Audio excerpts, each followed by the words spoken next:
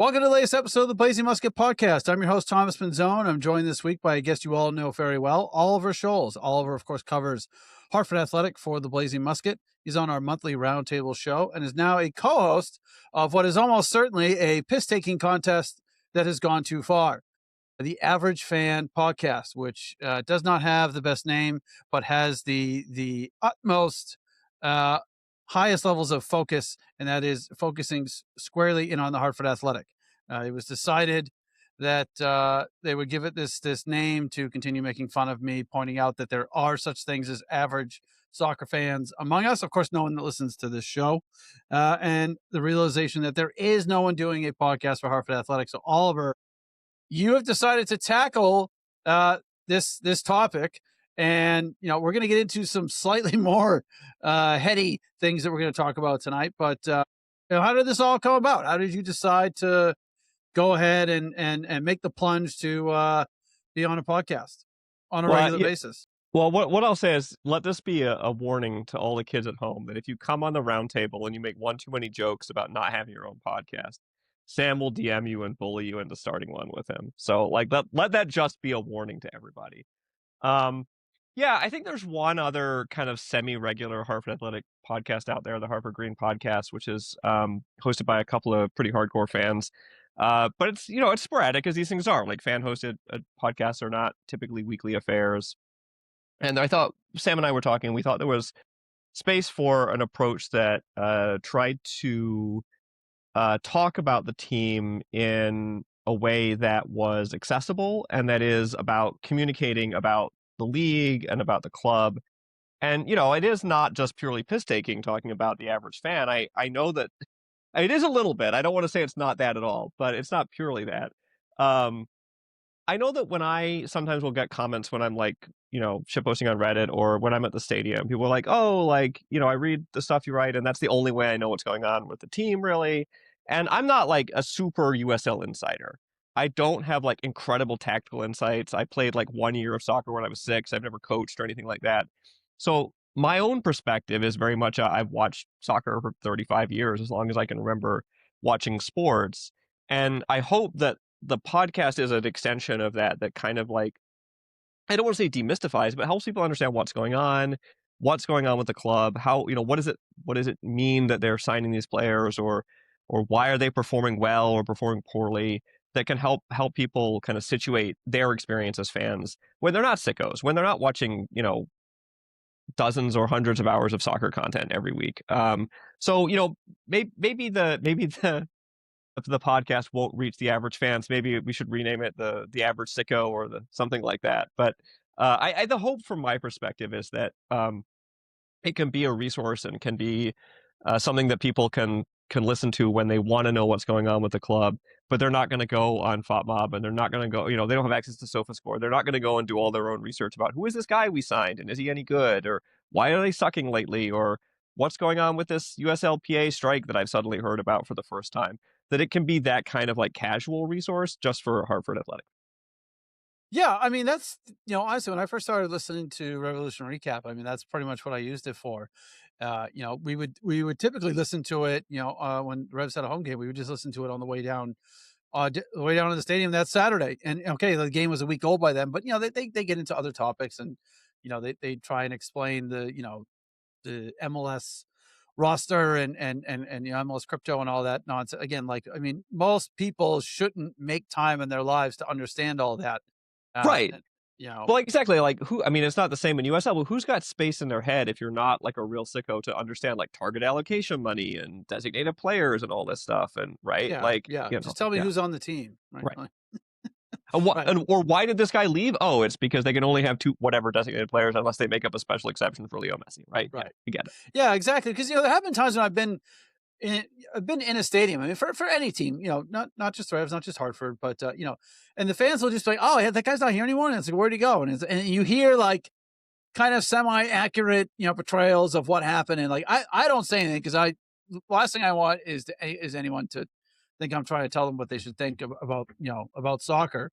But there are times where it's just actually, no, that's not really what happened. His contract was out, and they didn't pick up his option. Right? He didn't leave or get traded, or you know what I mean? Like just stuff like that. But again, it's tough to keep up with, and it is nice to have in audio form something that you can literally listen to, day of the game if you're driving down there, or if it's an away game you can listen to while while you're doing chores around the house, or whatever. So yeah, no, and I think every team should have at least one regular podcast that is coming out on a regular basis, and you can keep up with the team. It takes a little bit of break in the winter, obviously, but I think it's really important. But I don't think it's something that you want coming from the team, right? Like I'm sure every team Yes. has a podcast, but you don't necessarily want it coming you don't need state media from, the Revs put out the Revs put out a podcast every week. I've never listened to a second of it. I don't want to get my information in that way. I'd rather get it from the boys over at Revolution Recap. So look, best of luck to you. I will tell you that starting a podcast is quite easy. Sticking with it and sustaining it through maybe some rough periods is much more challenging. This is my second podcast. My first podcast lasted 11 episodes, and I had a lot of fun with it, but I didn't really feel like it was going anywhere, so I shut it down. And what was the topic? What was that about? It was about motorsports. So Oh, yeah. Mostly F1, IndyCar, a little bit of IMSA. Probably didn't know enough about all of that at that time to really do a podcast, and I was trying to get some other people that had more knowledge to come on with me, kind of like this show, right? Like when Jackie comes on, I have no idea what's going on with Boston Legacy, but that's fine, right? I just make the conversation. I ask the average fan question so that Jackie can supply us with all the information that I haven't paid attention to. But yeah, so it never really took off. It was fun for a little while. I got to interview one of the Andrettis, so that was pretty cool. All right, and but yeah. And stick that in your two truths and a lie for when you do a corporate icebreaker sometime. Yeah. I have spoken to a member of the Andretti family, yeah, but not Mario, unfortunately. Oh, well. Okay, so yeah, look, honestly, best of luck with that. Hartford Athletic is scheduled to play a game this weekend, as far as we know. We know that REFC postponed because their stadium is covered in snow. The Revs have postponed because they are not able to get the grass down on Gillette in time for this weekend. So they're both off, assuming that the USLPA doesn't follow through with the strike that they authorized last week. Hartford should be playing this weekend. But how concerned should we be at this point that the USL championship season isn't really going to get going? So I think more concerned than people maybe have ever been. I know last fall, Matt Entrecan and I were on with Sam, and at that time we were both pretty, I think, blasé about the idea of a work stoppage. Mm-hmm. This was maybe after the conclusion of the season or very late in the season. I can't remember the exact month of it. And at that point, it seemed like a work stoppage was highly unlikely. Now, it seems increasingly likely. There's a couple of things that I think people should kind of keep their eye out for. Wednesday is a day that is scheduled to be mediation, and the parties, the USLPA and the league, have brought in federal mediators at this point. I think Kartik Krishnaiyer might have been the first person to report that, but I apologize to somebody else if they were on that story first. That's a pretty big step, and it suggests that things weren't going particularly well. If you've got to the point where you're bringing in a mediator, some unions, some labor situations will end up in mediation more often than others. Sometimes it doesn't really mean anything. In this case, the fact that they've been in negotiations for, I think, 500-something days, and now they're bringing in a mediator, suggests that maybe it's not really going according to plan for anybody. So Wednesday is a really critical day, because I think by the end of the day Wednesday, you'll start to see leaking out to the various outlets that are really well connected with either the league or the USLPA some information, some indication of how that mediation session has gone, and whether or not it feels like sufficient progress has been made for the sides to want to come back at it for another session.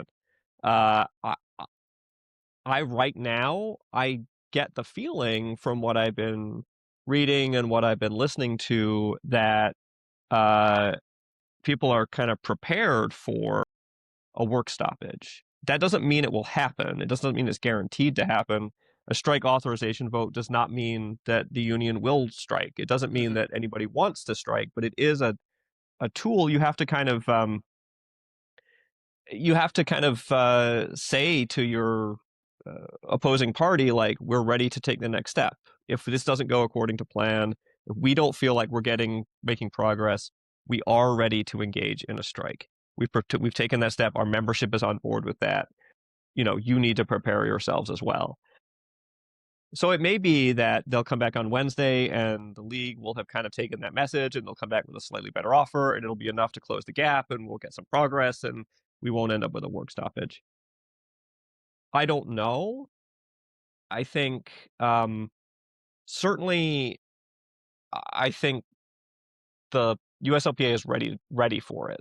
They very well could strike. And contrary to what some other people have said, I've seen some conversation that with the players having reported to camp, the union had kind of lost a lot of leverage, and I don't think that's the case. I think the leverage is actually going to hit a peak for the players now that games are starting. We know how much the teams rely on the gate revenue to balance the books.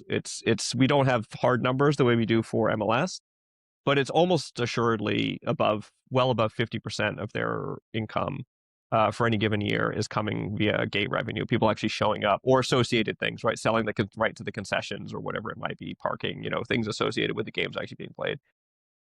And so the players are in a much stronger position now to actually hurt the bottom line of the teams than they were during the offseason or during the preseason, where all they're doing is potentially losing money. And that, if they're not getting paid, if there isn't, sufficient reserves in the strike fund or what have you. So I think this is probably the most dangerous time if we're talking about a work stoppage. And then maybe again later, as we get closer to the World Cup, you might see another peak if we still don't have an agreement by that point. But Wednesday is a day people should absolutely pay attention. If you should check out what Kartik Krishnaiyer, who is very well connected, is saying about that. Whatever other resources people have been tapping into in the offseason to listen about labor negotiations. I do think there's a real possibility, particularly if it feels like the mediation on Wednesday does not go well, that we could end up with a work stoppage here. Yeah, I think it makes a lot more sense for them, for the players, that if and just to put that out there, it is a union, so you do have to go to the union about things that you might ask them to do. And they had 90% participation rate, and 90% of that 90% voted in favor of authorizing a strike. So, I mean, this is an overwhelming majority of the players in USL saying that, yes, we are prepared to do this. And I don't think there's a bigger time for this to have an impact than right before the season starts, because if they'd done this in January, if they'd done this in February, the teams could have turned around and just said, well, we'll just go sign a bunch of D1 kids. We'll go sign, we'll just go and sign a bunch of guys that aren't in the union, and and you guys can F off and strike all you want. We don't care. People are gonna show up anyway. So I think if they had done this early, they might have done it too early and hurt their position. But now, they go on strike on Thursday morning. Hartford Athletic isn't putting together 20 guys for Saturday. There's no way.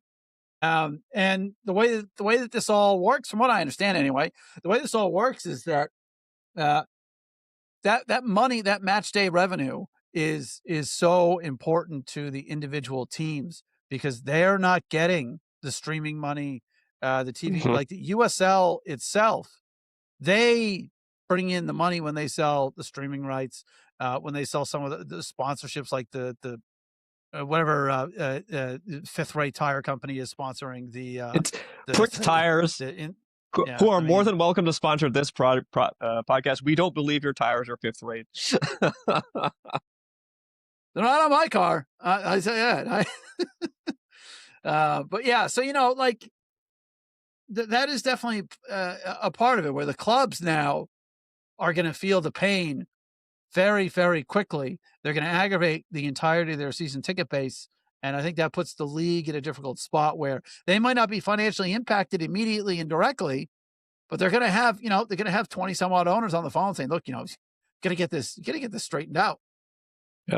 Yeah. I think obviously it's a little bit of an unusual negotiating situation in that because of the structure of the league is unlike other American sports leagues. The league HQ is kind of only 1/3 of the negotiating parties here, right? Typically, you just sort of have two sides. And in this case, you have all the teams kind of not directly at the negotiating table, but kind of like lurking in the background in a way that, if you take the NFL, that kind of authority is kind of delegated, right? The negotiating authority is sort of delegated, to a bargaining team.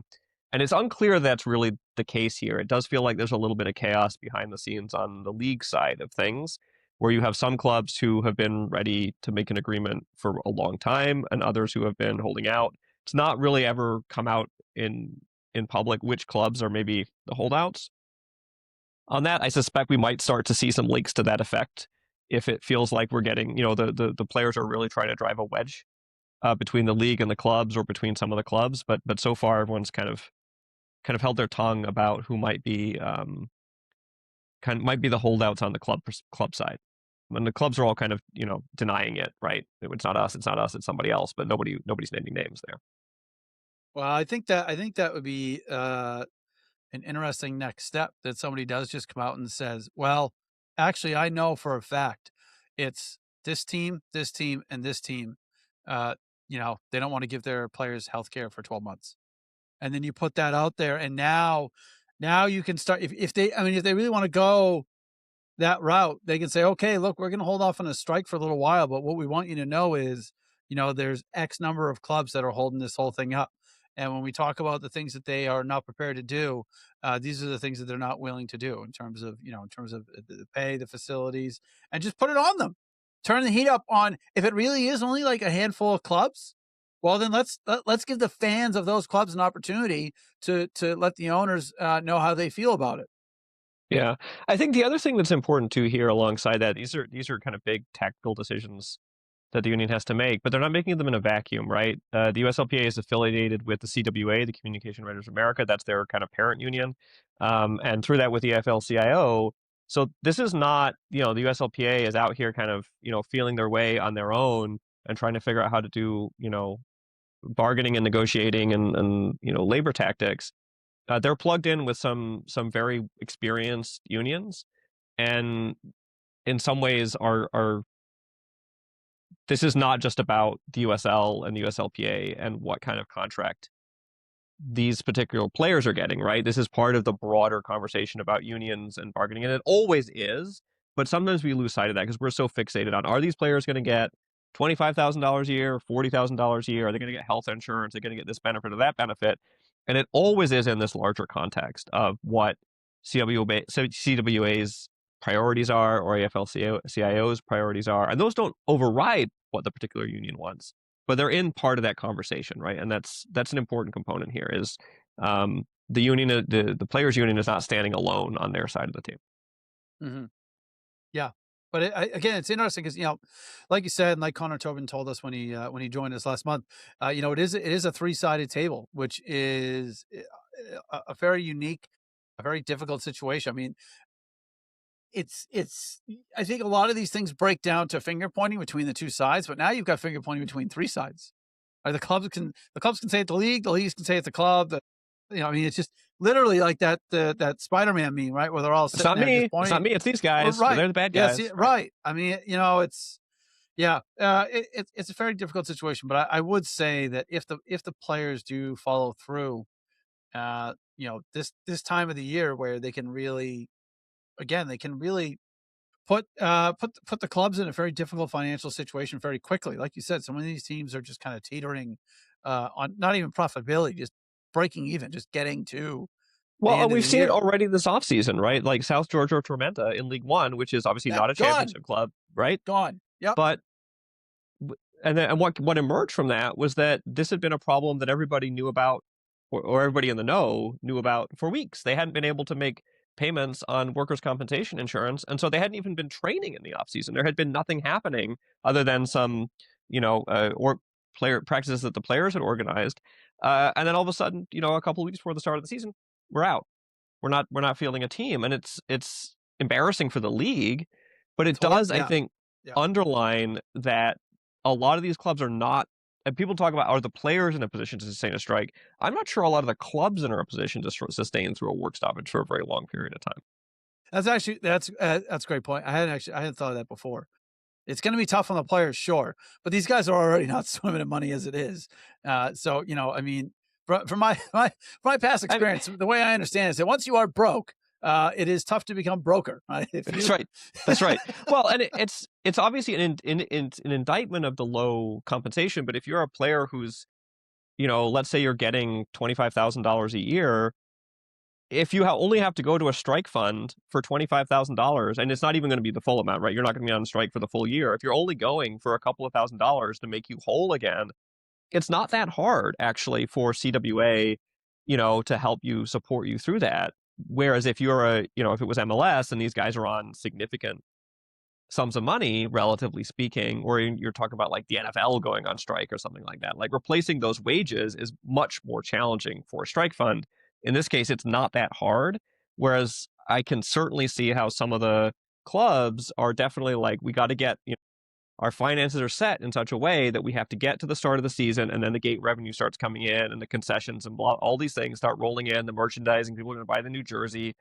And if that doesn't happen, they can be looking at a lot of redding very, very quickly, even more so than they already are. And certainly the rumors are that most of the clubs are already rolling in redding, and this could just exacerbate that situation. Yeah, yeah, yeah. It's a very tenuous situation for everybody involved, and of course, the fans as well. Again, right? We talked about this. We talk about this almost every week at this point, but they're excited that the season is about to kick off. Obviously, Hartford is pretty fired up. Can they make the playoffs the second year in a row? RAFC is really looking forward to their third year, their first full year in their home, right? Like, so it's still kind of a season of first for them as well.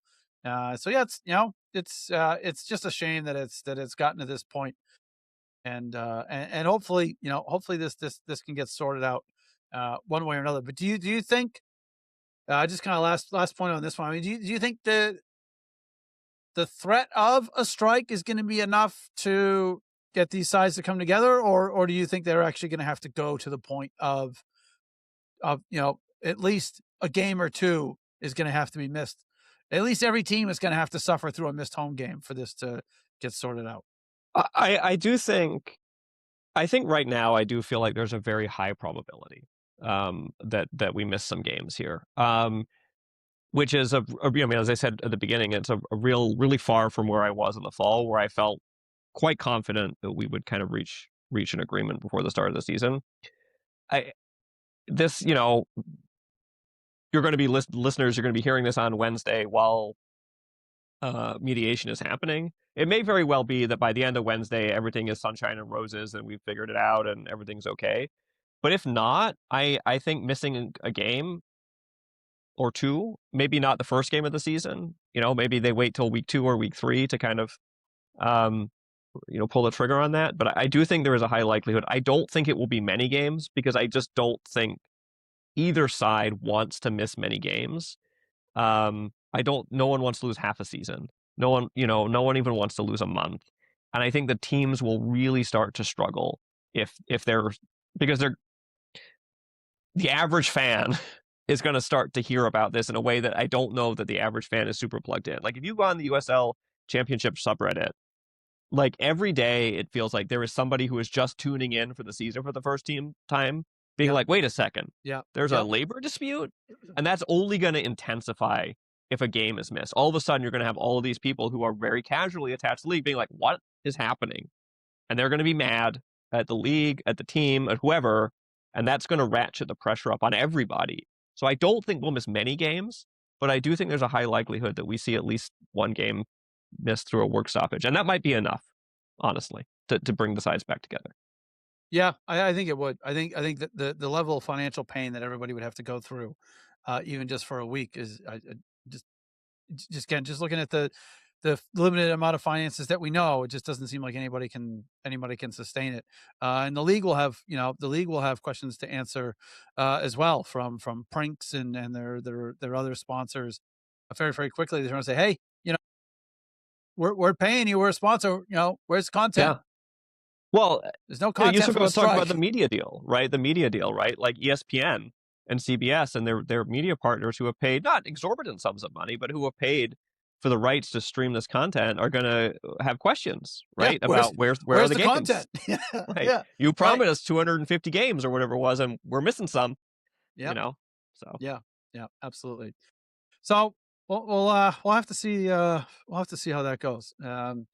Unfortunately, there are plenty of other things in the world of the wider world that are starting to be hard to ignore as a sports fan, as a soccer fan. One of the newest ones is MLS has a new partner, a new prediction markets partner called Polymarket. And Polymarket is allowing people to, now they don't call it betting, but it is bidding money in an attempt to win more from being right about something that hasn't happened yet. Sounds an awful lot like betting. They are allowing people to bet on what essentially boils down to war and death. This has been widely reported, but we do just want to cite at least one article here as we delve into things that we want to be factually correct on for possibly the first time ever. Polymarket defended allowing bets on U.S. strikes against Iran, calling the markets, quote, an invaluable source of information, according to a statement posted on its site. The platform faced pressure after the strikes actually occurred, killing people while users profited from correctly predicting the timing. So you can now, in this particular stage of capitalism, have your say and put money on the line about when people will be murdered by the United States. And then consequently, when Iran will retaliate and then try and do some murdering of some U.S. soldiers as well. So we now have U.S. soldiers dying, people in Iran, apparently a large number of innocent people in Iran are being murdered. Another world leader has been taken out by the United States. And you can bet and profit from all of this on Polymarket, who is a new proud partner of Major League Soccer. So look, Continental Tire makes a great tire. They're on my car every summer, and I love them. They're great. They have some other decent sponsors. I don't aspire to own an Audi, but I can see why somebody would. But how does Polymarket fit in with Continental Tire and Audi? I mean, it's part of the larger issue around gambling in sports in the modern era generally, right? And I think let's distinguish two things. Let's talk a little bit about betting in sports in general, and then talk about some of the specifics around Polymarket, which I think are troubling on a whole different level. Gambling in sports has been around forever, right? And you've been able to bet on baseball games and soccer games and football games as long as they've existed. And sometimes that's casual and sometimes it's more formalized. In England, which is where I'm from originally, like there are bookmakers in the stadiums, right? You go to a higher level stadium, there's a William Hill or a Ladbrokes, which are two of the major bookmakers, and you can place a bet right there, right then and there. My cousins have put, fiver down on Oldham Athletic results as long as they've been old enough to place a bet. So sports betting has been around for a very long time, and it's not particularly new. What's changed over the last decade is how prominent it is within the environment of the sport itself, right? It didn't used to be the case that you turn on an ESPN or a Fox broadcast of a game and they'd be telling you about betting odds, right? Mm-hmm. Or they'd be saying that you can get the over under on this is whatever it is, or you can get good odds on a certain player to score or whatever it might be. That is new, that is so prominently featured within the betting environment and within your just observational environment. If I turn on virtually any broadcast, I'm going to be given gambling information by the people who are commentating on the game, right? The analysts, right? The analysts, right? The people who are supposed to be talking about the tactics and player selection and this, that, and the other. But then they also every 5 minutes are like, oh, and hey, by the way, right. Our sponsors are DraftKings. Our sponsors are FanDuel. Our sponsors are, in this case now, Polymarket, or Kalshi, right? Or some of these other major quote prediction markets. So I think it is not new, and it has led to bad things happening in sports all along, right? Like there's been point shaving scandals in basketball since forever, right?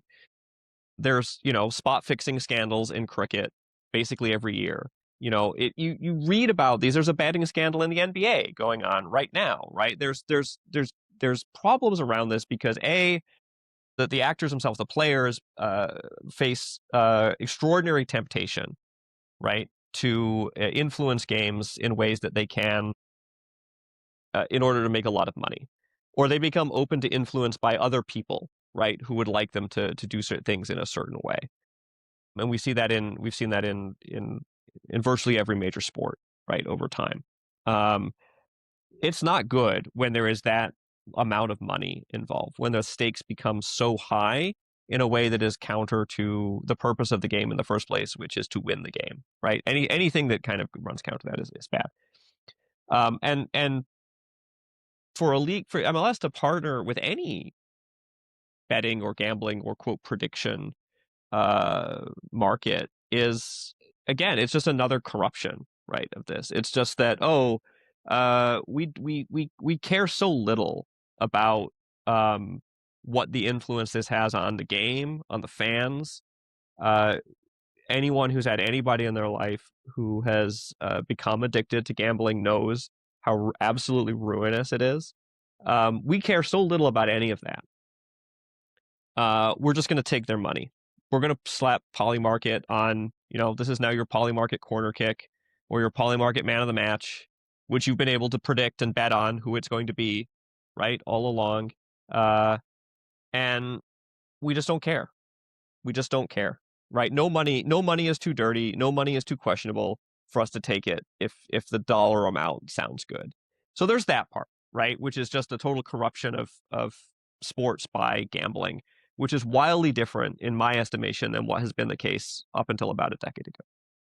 The second part of this is like, this isn't just FanDuel, right? If nothing else you can say about FanDuel and DraftKings, you're only betting on the game itself. They don't currently allow you to bet on other things. You're only betting on sports outcomes, which, as much as there are problems with that, it is kind of within the universe of the game, of the sport. On Polymarket, as you said, I can go and I can bet on how many bombs the United States is going to drop on Iran tomorrow. And that feels like a level of just crassness and just total lack of regard for the reality of this, right? The hundreds, well, dozens, it may not have been hundreds, but even one is too many, of school children were killed in Iran, right? Those were some of the first casualties of this. Yep. We saw you misplaced children, that one. Well, hey, what are you going to do? Right. And I could have, I'm sure I could bet on that or predict it, right? I'm not betting. It's not gambling, right? But I could place money on that outcome and say, I think this is what's going to happen. And to put your soccer scoreline alongside, will the United States depose, the leader of Cuba tomorrow? What are we doing here? Yeah. Right. Honestly, what are we doing here when we get into bed with these people, when we take them on as our partners? Right. Like it's bad enough, right, that like so much of our ability to run a league is dependent on sponsors, right? The problem of the USL last year having Jägermeister as the title sponsor of their League Cup, when there were so many players competing in that were not legally able to consume the sponsor's product in the United States. It was a huge problem. And Nicholas Murray has talked about this on Twitter, like how often, I know we're on BlueSky, how often they had to be very careful about that sponsorship because it crossed the line. You have 17, 18, 19-year-old, 20-year-olds playing in this league. And that's such a minor thing compared to, in my opinion, compared to Polymarket or Kalshi. You can go on and you can say, I'm gonna put this money on a particular outcome that the leadership of Iran is gonna change by this date. And boy, I hope the US blows somebody up because that's how I'm gonna make money. And it's even worse in these cases because we have a lot of reason to believe that people who are able to influence those decisions, if not actually take them themselves, are in fact betting on these outcomes. That people who have the capacity to influence whether or not the United States bombs Iran placed money on that outcome and then profited from it. And for MLS to be alongside that and say, yeah, we think this is fine. We think it's great to take this money from these people, just feels like, again, they don't seem to think anybody else cares. No, I mean, they obviously don't, right? I mean, I just don't see how.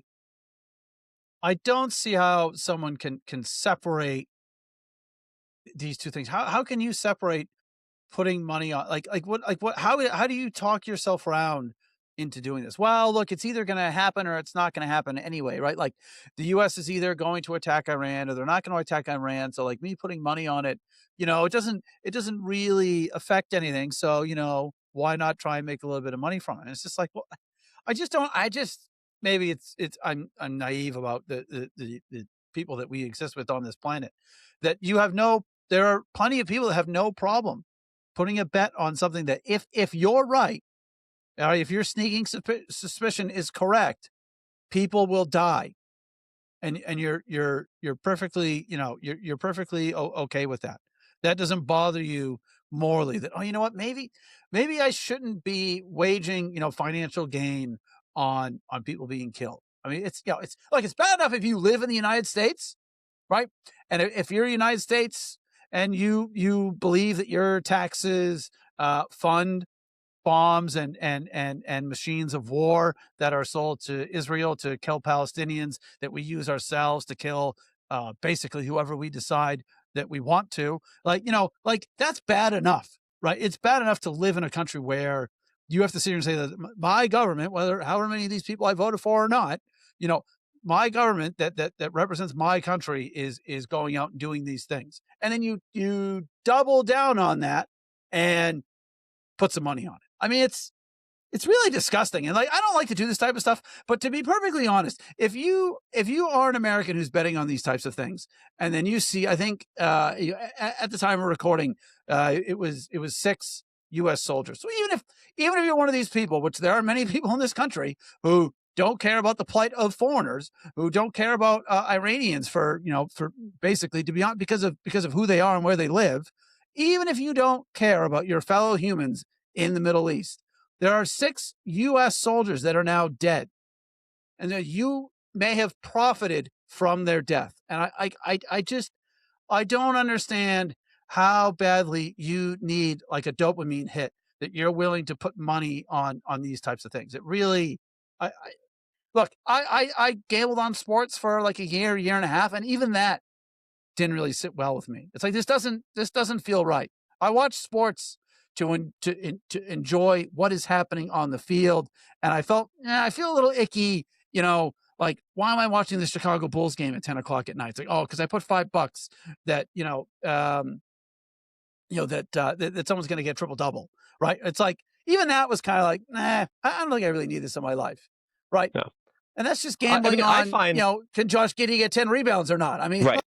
Right. Well, I find that even playing fantasy sports, like I have a work fantasy football league. We don't pay any money to participate in the league. There's no prize. It's just bragging rights with my coworkers, right? And I find even that, like, I turn on an NFL game on Sunday, and I'm like, this is ruining my enjoyment of this, right? It's like, yep, yeah. Don't throw the football to that guy. Throw it to the guy I drafted for my fantasy team. Even that, for me personally, like, it ruins my enjoyment of watching the sport. And so the idea of gambling on sports for me personally, on anything honestly other than the outcome of the game, right? Will my team win or lose? And even that, like, I don't personally do it. But the idea of any more depth to gambling than will this outcome happen? Will this team win or lose? Feels like it's getting into a level of disconnection from what I personally want out of watching sports. Mm-hmm.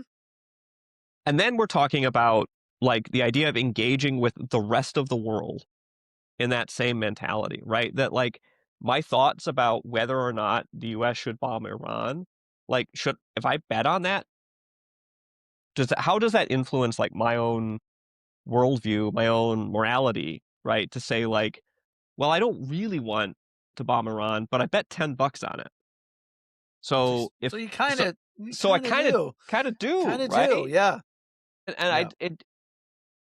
it just, we exist at such a remove from these things anyway, right? Like, you made the point about my tax dollars obviously fund this. I pay taxes every year, and that money some portion of that money is used to buy bombs, which have now been dropped on school children in Iran. Like, am I complicit in that in some sense? Yeah, right? Like, there's a level of complicity in that is unavoidable for all of us. Or, I buy something off of Amazon, and I am complicit, right, in the other things that Amazon does, right, like their mass surveillance and selling data to DHS, and right, all of the things that flow from that, right? I have complicity in those things. Mhm. And so the idea of like also doing that in this, like making another choice to be like, oh yeah, I'm gonna involve myself directly in these decisions by betting on them. I'm gonna emotionally involve myself in these decisions by betting on them.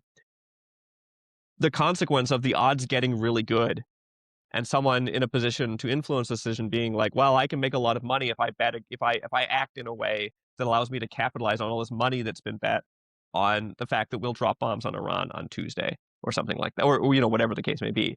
The incentives to that feel so misaligned, and my distancing of myself from what that is, it becomes like, oh well, I made money on this, and so I can't emotionally involve myself. I can't actually admit to myself to say, oh, I profited off the death of school children. So I once again like distance myself from that in the same way that I have to when I pay my taxes, in the same way that a lot of people, including myself, do when we buy from Amazon. I'm now going to again distance myself from what's going on in the Middle East or in Venezuela or any other part of the world that might be influenced by this. It just feels like it corrupts us. It corrupts us emotionally. It corrupts us psychologically, and that's not a good thing. And MLS coming along and saying like, we think these are great partners for us. We like their money.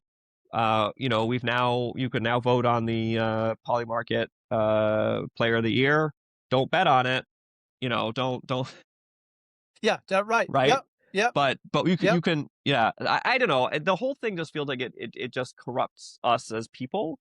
And when that comes closer and closer to sports, which are something which, and I don't want to sound idealistic about this, but they do actually at their best bring us together, right? They do actually expose something, I think, beautiful in us. Sports do, right? They get at a real essence of humanness. And when we corrupt that, it feels just even more disgusting and gross to me. And it's especially prominent because this is happening at a moment when the United States government is murdering school children. I mean, and lots of other people too, but particularly children. And that's the Yeah. new partner of MLS is letting you bet on it. Yeah. Yeah. I mean, I just, yeah, the sports betting sponsors, I mean, okay, like that's one thing. It does take away from my enjoyment from the game. Like, look, if you, I don't know if this is the case this year, but like, if you put a Celtics game on, NBC Sports Boston has a betting partner. The Boston Celtics have another betting partner, and the NBA has another betting partner.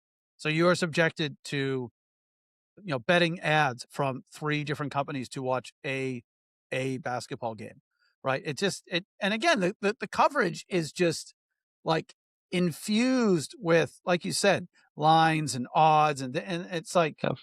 not Well, not not that listening to some of the people that are on Apple TV is something I really get a particular level of enjoyment on. You know what I mean? But like, at least when Kevin Egan is doing his like hype man thing, when he's hyping up a game of soccer, right? Okay, fine. Does he make every single game sound like the most consequential game that's ever played? Yes, but whatever. That's fine.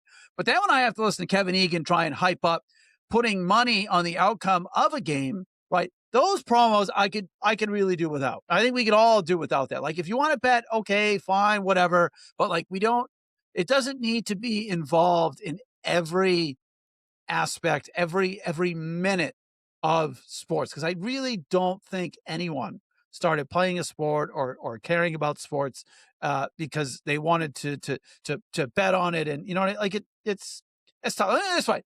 I went to a Cleveland Guardians game last year with my wife. Right?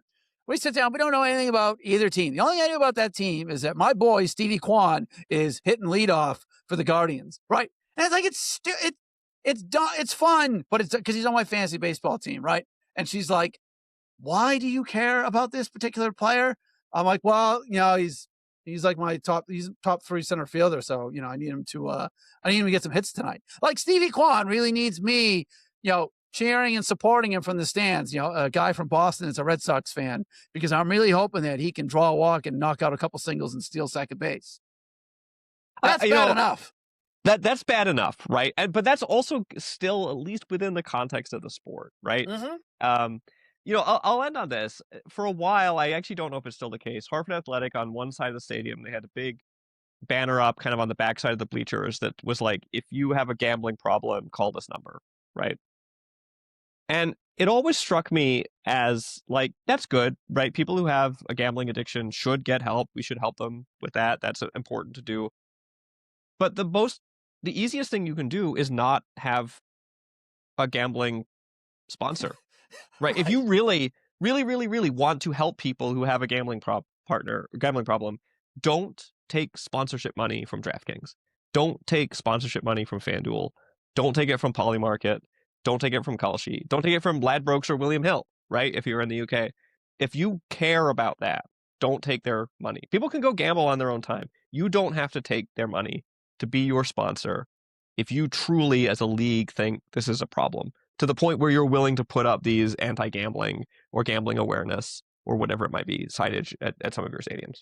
Yeah, no, that's right. You could be, right?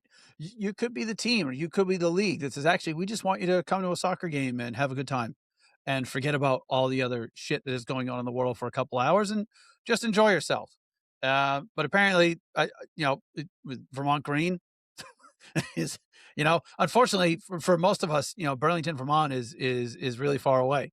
And the stadium only seats 2,500 people. But you know what I mean? But like, yeah.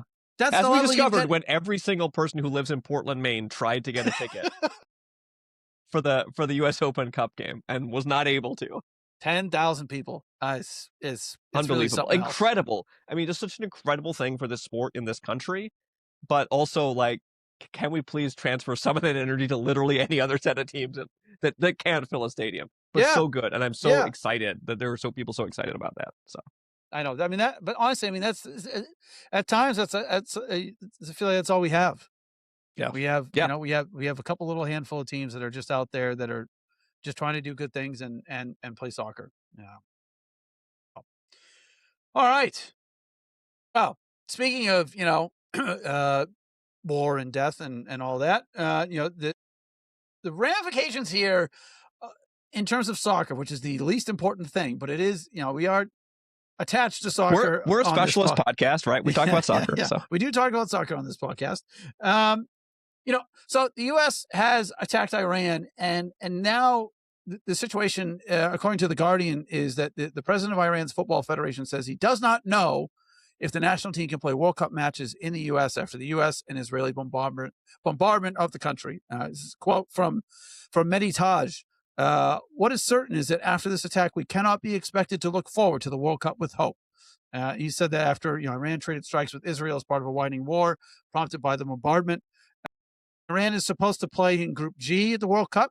They're scheduled to play in Los Angeles against New Zealand and Belgium, and then they're supposed to play in Egypt up in Seattle. So this is the thing that strikes me is, yes, Iran has retaliated, but they have retaliated after initially being attacked. And all the reporting that I've seen in the last 3 days has said that the U.S. government itself, the U.S. military itself has said behind closed doors that the Iranian military poses no immediate threat to the U.S. homeland. I saw one article that said that they were at least 10 years away from having the capability of striking the U.S. mainland. So somehow the country that is initially been attacked is now the one that might not be able to come to the World Cup that is being hosted by the aggressors. So well, I guess this is the world that it makes sense in, but like in what other world does this make sense? When Russia attacked Ukraine, there were immediate, like within days, repercussions at the sporting level, right? The Olympics, they weren't allowed to participate in the Olympics or send any of their athletes. I believe that they were kicked out of UEFA pretty much immediately, not allowed to, immediate repercussions. Haas in F1 had to drop their sponsor and boot one of their drivers out like 3 or 4 days after it happened, like immediate repercussions for aggressive action against another country. And yet Iran might not be able to come to the U.S. because the U.S. has attacked them. Yeah, well, this is kind of like the warping power of being the world superpower, right? That you are, as long as it lasts, you have the world's strongest economy, although we're doing our best to do something about that. You have the world's strongest military, and who's going to say you can't? Certainly not FIFA. FIFA's not going to do anything. FIFA's so hopelessly corrupt, right? FIFA's so hopelessly corrupt that they made up a prize to give to the president of the United States, right? FIFA Peace Prize, which was the annual FIFA Peace Prize. I'm sorry. Yeah, I look forward to seeing who the second winner of that is. Probably the same person again, if I know anything about anything about FIFA. But FIFA's not going to do anything. They're just not. The FIFA hasn't even commented. FIFA has refused to comment. Right? As of recording, we're recording this on Monday. Maybe this will have changed by the time we air on Wednesday. But FIFA had no comment about anything that was happening between the United States and Iran. And that's outrageous. It would beggar belief in any other context. It doesn't, because it's FIFA, right? And nobody who follows soccer at any level expects FIFA to do anything good ever. And I certainly don't.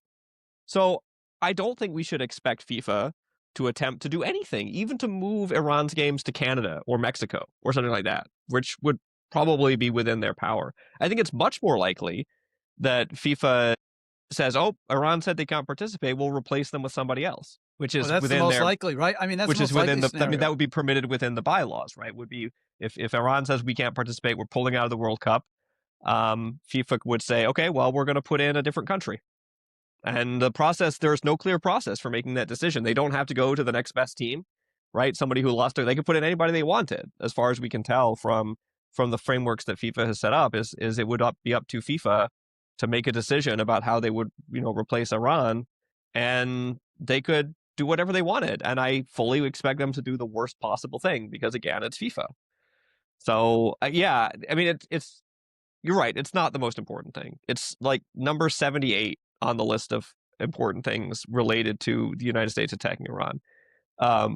But it's indicative of the United States' position in the world, and the position the United States has occupied in the world, since the Second World War. That, what are you going to do?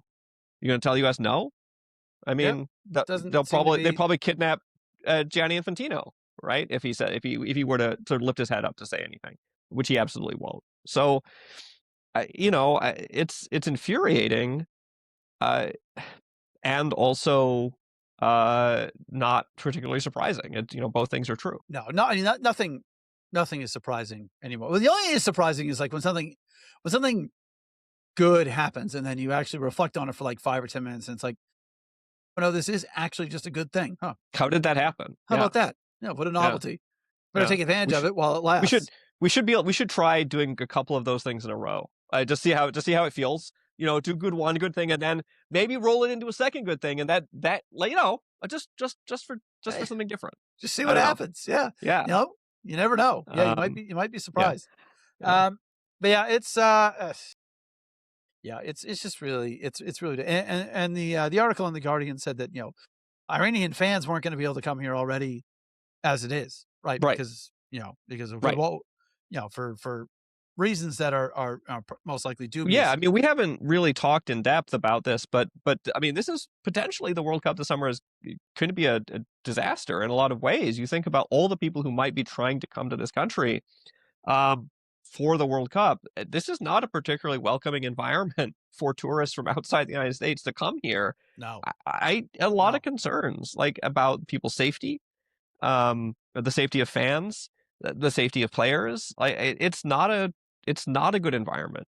And if FIFA wasn't a hopelessly corrupt entity, they should move all these games somewhere else. Move them all to Canada, right? Mexico's got security concerns as well right now. Move them all. Play every single game in Ottawa, or every single game in Toronto. That's the only place we can do it. But that's obviously not going to happen, right? And it's so laughable that nobody is seriously suggesting that it's going to happen, because nobody believes FIFA will do anything about it, unless the other national federations, if they all got together, Germany, France, England, Italy, whatever, they all got together and they said, we're not going unless you move these games. Maybe FIFA could be spurred to some action, but it also doesn't appear that there's any interest from the other national federations in any kind of concerted action, at least as of right now. Oh, there's been no indication that they were going to do anything. The 2022 in Qatar, everybody that qualified went. They may have acted like maybe it wasn't the best place because of, the human rights record and how they treat women and migrants and all that stuff. But that didn't bother anybody enough to put their foot down, and not even forget a country that qualified, right? Like, God forbid a whole, like the USSF, you want to make a list of organizations that don't do shit for anyone. You can put them on that list as well. They they don't care. But there wasn't even a single player, not one player that said, you know what? There's certain things that this country stands for that I don't stand for, and I can't in good conscience go there. Not one single player said that out of 32 countries. 32 countries, 26 players, whatever. I don't know what the math is there. It's a lot. You didn't have a single guy willing to say, you know what? I don't need the Caps that bad. I'm staying home. I think it's, with the World Cup, obviously, I think players come up through the youth system, and everybody dreams that they're going to get to play for their country, even if they know they're probably never going to, right? Yeah, that is the dream, right? Yep. The idea that one day I could put on the jersey and I could be on the pitch in a World Cup game for my country is so powerful. And we don't, at the same time, there's no infrastructure to help any of these guys prepare for that. And I'll say guys because I actually suspect that things potentially would be a little bit different on the women's side. That's just my gut. I think there would be women who would say no in some of those situations. And there have been women who've said no in not quite the same situation. They're certainly more willing to stand on their beliefs. But we don't do anything to prepare, to provide any kind of preparation or support to say, hey, man, you could just not go. You can say no, and there will be people who will support you because they'll just get screamed at. You can imagine an English player saying, I'm not going to go play in the World Cup because I don't believe in what, the Qatari government does. They'd be lucky if they actually made it to the next week alive, right? You can imagine what the British tabloids would do to somebody. Yeah. Legitimate. Yeah. And that's true in England and everywhere else. And particularly if that player, can you imagine if that player wasn't white, right? The abuse that black players in England already undergo. And do you imagine if someone like Marcus Rashford, for example, had been like, I'm not going to go to, to Qatar, right? Like the absolute level of violent, vitriolic abuse that would have been heaped on somebody like that. I can understand why a lot of them are just sort of like, I'm going to go play, and that's it. I'm just here to play soccer. I don't want to answer any questions. I just want to play soccer. I don't want to talk about the human rights record or the hundreds or maybe thousands of people who died building these stadiums or all of the other abuse of women and queer people and everything else. I don't want to talk about that. I just want to play soccer. And I imagine we'll see it exactly the same here in the United States this summer. Yep. No one is going to want to talk about any of this at all. No. I mean, and you see it in other sports. McLaren had Donald Trump in their pit, and it was, well, hey, he's the president of the United States, so just gotta respect the office. It's like, well, you do, but you don't have to invite him into the paddock. You actually don't have to do that. But and you don't have to respect the office, right? You don't have to do that either, right? Like, no, you don't have to invite any president, right? The ghost of Abraham Lincoln doesn't have to be invited into the paddock. If that's not necessary. If he suddenly shows an interest in Formula One. Yeah. You also no shade on Abraham Lincoln. Yeah. You also don't have to have the FBI director pounding Budweiser's trying to act like he plays for the U.S. men's hockey team after they won a gold medal. We could all live without that as well. Well, and the way those players responded to that, I think, is indicative of how players at the World Cup will respond to all of this, which is to laugh at the jokes, at the misogynistic and sexist jokes, and to willingly drink with a guy who's coordinating or helping to coordinate, rounding up citizens and non-citizens alike in the United States and deporting them or murdering them, right? Like that's the reaction, is we're going to laugh and we're going to drink beers with this guy, and then we're going to wonder why people are mad at us, because didn't we just win a gold medal? Isn't that enough for you people? You expect us to also... Yeah. You want us to have morals too? I mean... Yeah. Geez, actually. Yeah, man. Skating is hard enough. That's right. I can't skate. So, who am I to say that if I could skate, I'd also have right. Yeah. Who am I to criticize? I can barely walk on ice. Yeah. But I was, and and this is, unfortunately, FIFA morphing into what they are has been a long time coming. In the 1978 World Cup, people knew what was going on in Argentina at that time. Didn't stop everybody. Everybody went. There was some limited protests, by the Dutch, but they all, they all turned up. Every federation sent their players. So yeah, I don't think we're going to see anybody, anybody do that. But like you said, one player does it, they're going to get hammered on social media. They're going to be harassed at stadiums. But if a whole team does it, right? I was reading a book about the union movement in the late 70s, early 1980s in Poland, and I can't remember nor pronounce the name of the person that said this, but I basically said, look, if you say no, and the next guy says no, and the next guy says no, and the next guy says no, then there won't be anyone. Then you can all say no and all collectively, not go and do this, right? Like, that's what it would take. But I just, like you said, it's the pull, right? It's the same thing that gets someone to swipe their credit card to spend $3,000 on tickets because it's the World Cup is what is going to get the players to say, yeah, but look, it's the World Cup. This is a great segue into our next segment. If I could have got tickets to go see England at Gillette or Boston Stadium or whatever they're going to call it for the duration of the World Cup, would I have really said no if I could get into that game? Like, I'm probably never, ever going to have another opportunity to see a World Cup game, right? Ever. It is literally, an hour and 10 minutes up the road from me. Would I have stuck to my morals if somebody had said, hey, Oliver, here's a ticket?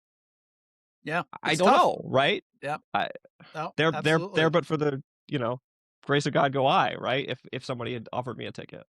No, I agree. I mean, look, if Italy if Italy qualifies in a couple of weeks, if they were going to be at Gillette, same thing. If someone say, hey, I've got an extra ticket, you want to go watch Italy play? You'll never pretty much guarantee, given the rate at which they qualify for World Cups, you'll never see Italy play it. This is it. The Italian national team is going to be 40 minutes from your house and you're not going to go, right? That's tough. It's tough to stand on your morals in those types of situations. But yeah, but not with Polymarket, not with, That's right. That's easy. Well, or it should be easy. And I think that the reality is that, in this case, like, I honestly do think, even if somebody came to my house right now and was like, hey, Oliver, I've got a ticket to this England game. Do you want to go? I think I would have to be like, man, I cannot in good conscience do this. Just because of what it feels like. I'm not going to enjoy the experience, right? It's not going to feel good. I'm going to hate myself the whole time. Yep. I'm going to hate myself afterwards. And so I can't do that. But I understand why other people would make a different choice and then try to justify it to themselves on the backside. I don't know. It is hard when you're alone, right? When you're the only one, to your point about if you say no and the next guy says no and so on down the line. It's hard to be alone standing up. It requires bravery, even when it's something as stupid as soccer. Yep. No, you're right. But if, somebody has to be the first person in that line of saying no or standing up. And it is so disappointing to see so few people in positions of power and influence be willing to say no, while at the same time, so many people who do not have power and influence are willing to say no, are willing to stand up. We've seen it in Minneapolis, right? There are so many people who are willing to stand up and say no, and they're willing to say not in our town, not in our country, not our neighbors, all of these things.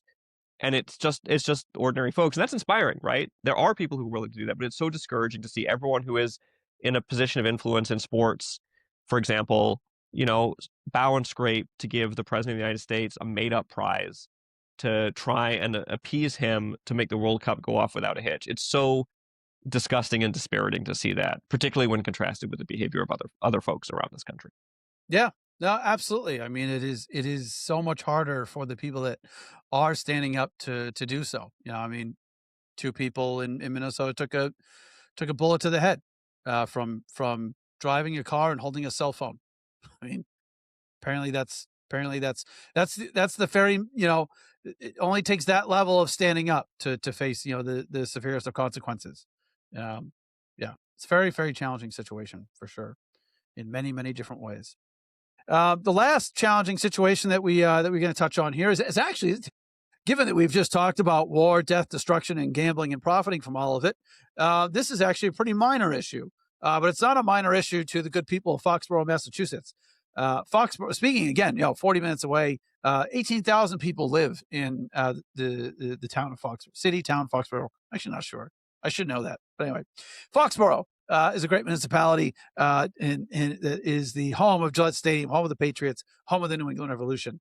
The town of Foxboro is giving until March 17th, essentially for guarantees that they will be compensated for the $7.8 million for security details that they have to lay out to make sure everything runs smoothly at the World Cup. And they've been told that they will get this money, but they feel that they need to have it, or they need to have guarantees that they will have it, because that $7.8 million outlay represents about 10% of the town's budget, and the town simply cannot stomach spending that money up front and then hoping that an organization like FIFA, holds up its end of the bargain and doesn't pull out of town and leave them a little bit short. So we have an article here from WGBH. It starts out, should be a basic question: who's paying for security for the 7 World Cup matches at Gillette Stadium? Select board meeting in Foxborough last week. There was more frustration than answers. Says, I gotta be honest with you, it baffles my mind that you guys are sitting here in front of me right now and we still have no idea where this money's coming from. That was Mark Elfman, who sits on the town select board. And he said that directly to representatives of FIFA, so good for him, and the local host committee. So first of all, look, kudos to Mark for getting an opportunity to do what many of us would like to do, which is stare FIFA in the face and be like, you are not going to screw us over on this $7.8 million. So, Stephanie McGowan here, she's the board's vice chair. She said, we're not prepared to issue this license unless everything is in place. So this is the license to allow these games to go forward, because they said, I've seen people saying, oh no, there's no way they want I'm going to tell you, this board will not issue this license. So again, look, a big shout out to the board down in Foxborough standing up to FIFA and to what $7.8 million to FIFA is nothing. It's less than nothing. But here they are just saying, look, we're more than happy to provide security. We do it 50, 60 times a year for Gillette Stadium. But we're not putting out taxpayer money to do it. Yeah. So my understanding is that typically the craft group is the one that foots the bill for these things for other events at Foxborough, right? That's where the money typically comes from for most of these arrangements. And understandably, the craft group is not footing the bill for the World Cup because they have very little to do with it, right? But somebody should be, whether it's coming from FIFA or whether it's coming from the federal government. The other thing I've heard suggested is that this money should come from FEMA, right? Or from somewhere in the federal government, probably through a disbursement from FEMA, from the Federal Emergency Management Agency. I don't think the town of Foxborough cares, right? I don't think they care if the money comes from the craft group or from the federal government or from FIFA, as long as somebody's got $7.8 million for them at the end of the day, and it has it on the barrel now, and not as a kind of I'll gladly pay you tomorrow for a hamburger today kind of situation, right? So the town of Foxborough shouldn't be on the hook for this, right? Like, they shouldn't be. This is not reasonable for a municipality, for any municipality, even if it was New York City, right? And we were like, oh, $7.8 million, that's no big deal in the scheme of New York City's, gigantic budget. That's not how this should work, right? It just really isn't. And particularly when you look at how many of these stadiums are in fact located in tiny municipalities, which is part of a larger problem, and it's why they got built in these places, because it was a place where the team or the stadium owner was able to kind of get a stadium built in ways that they weren't able to do in Boston or in New York City limits or something like that, right? Like there's a connection here, right? Why we're talking about a town of 18,000 people with a stadium in it. They shouldn't be on the hook for this. Somebody else should be, and somebody else has to step up. And right now there's, I can certainly see the chaos here. Again, the federal government chaos. It does not appear that there's anybody at the wheel, when it comes to making a decision like this. I don't know who in the United States federal government would even make this decision at this particular point, given some of the chaotic things that have been happening there. But somebody has to come forward and say, hey, we've got the money, we've got this covered, we've agreed a contract. It's mind-boggling to me that we even got to this point and it wasn't contractually agreed when at some point when the World Cup bid was announced, and and the team, the stadium locations were selected, that somebody didn't iron this out at that point, where this money was going to come from, who was going to be on the hook for it, how it was going to be paid out, and on what schedule. That's crazy to me, that we're at this point and it's unclear. Nobody can point to the contract and say, it says right here the money's coming from the federal government. It says right here the Kraft Group is chipping in $1 million and FIFA's chipping in $1 million and the rest is coming from the feds or whatever it is. That's crazy to me, but it absolutely should not be coming from the town of Foxboro. No, it's crazy. And yeah, the article does say here that, yeah, you're correct, that usually the Kraft Group handles costs for security at games and concerts at Gillette. But a FIFA is essentially renting out the stadium for the matches. So it's not really on the Krafts. They have said, okay, look, you want to rent our stadium 7 times?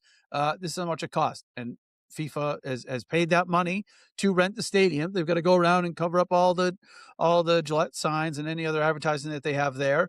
And so it's, it's really not, I don't really think it's on the Krafts in this situation. The Krafts obviously are more than happy to do this because they do it for 17 Revs games a year.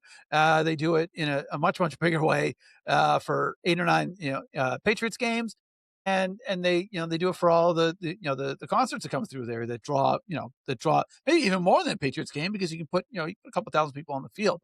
I saw elsewhere too that, the town essentially said, look, I know people are saying that this is 7 Super Bowls, but the reality is that to us, if this stadium is full of people watching a soccer game, if this stadium is full of people watching a football game, if they're watching Taylor Swift or whatever country music fan is trendy this year, we don't care. Doesn't matter. It's a ton of people. They come here. We know how to do it, but we don't pay for it because it's not our stadium.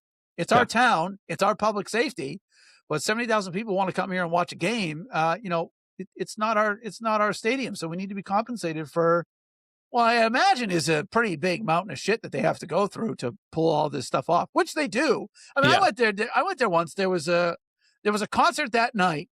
My wife and I weren't going to the concert, but we were going down to watch a movie at the movie theater next to Gillette. And actually, surprisingly, we didn't realize that there was a concert that night. We're like, oh my God, what are we doing? What's going on? We're never going to get in or out. We're going to die here. But we got right in, we got in, we parked, we got out like an hour before the concert ended, no problem. But I mean, it's a massive operation that they have to pull off 50, 60 times a year down there. Well, I have a similar story. This is one of my favorite stories of all time. So at Patriot Place, at the kind of outdoor mall there, they had a proto escape room. I don't know, maybe 15 years ago, before escape rooms were really a thing, was kind of in that vein. And a buddy of mine, we went for his bachelor party. We went down there to try this thing out.